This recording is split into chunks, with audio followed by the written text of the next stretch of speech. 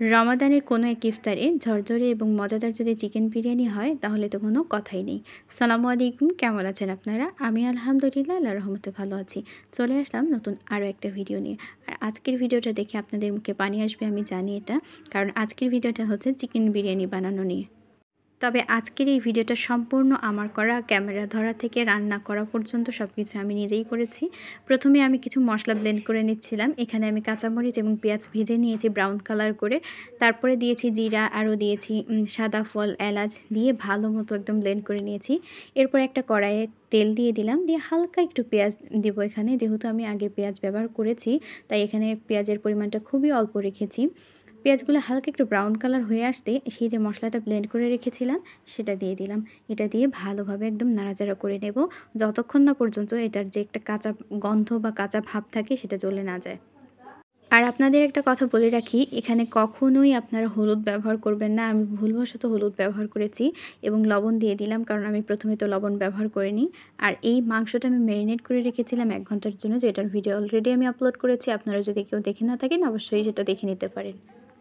মাংসটাকে একদম ভালোভাবে মেখে নিচ্ছি। ভালোভাবে মাখানো হয়ে গেলে এটাকে আমি কষতে দেব কিছুক্ষণের জন্য, অর্থাৎ মাংসটা সিদ্ধ হয়ে আসা পর্যন্ত আমি এটাকে কষাবো। এ পর্যায়ে একটু পানি দিয়ে দিলাম, কারণ পানির পরিমাণটা অনেক কমে গিয়েছিল। তারপরে ঢাকনা দিয়ে ঢেকে দিলাম এটাকে। এবার হচ্ছে কষবে। এটাকে আমি বারবার তুলে একদম নাড়াচাড়া দিয়ে দিচ্ছিলাম, কারণ লেগে যায় অনেক সময়। আর আমি এখানে একটু হালকা পানি দিয়েছি, এর কারণ হচ্ছে যেন সিদ্ধ হয় ভালোভাবে। মুরগির মাংস সিদ্ধ না হলে ভালো লাগে না খেতে, যে কোনো মাংসই সিদ্ধ না হলে।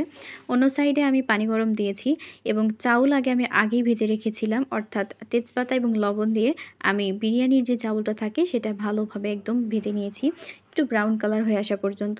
তারপর সেই যে মাংসটা একদম হচ্ছে যে মানে কষাইতে দিয়েছিলাম, ওটা কষে গেছে। তার মাঝে এই বিরিয়ানির চাউলটা দিয়ে ভালোভাবে একদম মিক্সড করে নিচ্ছি। মিক্সড করে সেই যে গরম পানিটা দিয়েছিলাম না অন্য সাইডে, সেটা আস্তে আস্তে এটা এনে ঢেলে দেব। এতে করে গরম পানিটা দিলে তাড়াতাড়ি হয় এবং ভালো হয়, বিরিয়ানিটা অনেক তাড়াতাড়ি হয়ে যায়। আপনারা চাইলে আমি যে প্রসেসটা প্রথমে দেখালাম এভাবে মুরগির মাংস রান্না করেও খেতে পারেন। আমি এত মজা হয় আপনাদেরকে কি বলবো ওইভাবে মুরগির মাংস রান্না করলে, তাই আমি ভাবলাম যে এইভাবে একদিন বিরিয়ানি রান্না করে দেখা যাক কেমন লাগে খেতে। তারপর একটু ঢাকনা দিয়ে ঢেকে রেখেছিলাম কিছুক্ষণের জন্য। আর এই পর্যায়ে না একদম লো হিটে আমি এটাকে রান্না করেছি, যেন একদম নরম হয়ে যায় না অনেক বেশি, আবার একদম সেই ঝরঝরে হয়ে গেলেও খেতে ভালো লাগবে না। একদম মিডিয়াম যেন থাকে সেই দিকে খেয়াল রাখছিলাম। এবং এর সাথে আমি কিছু চিকেন ফ্রাইও করে নিয়েছিলাম, লেগ পিস নিয়েছি এবং এটাকে ম্যারিনেট করে রেখেছিলাম এবং কোট করে এটাকে ভাজছিলাম। এটার ভিডিও আপনারা তো অলরেডি দেখেছেন।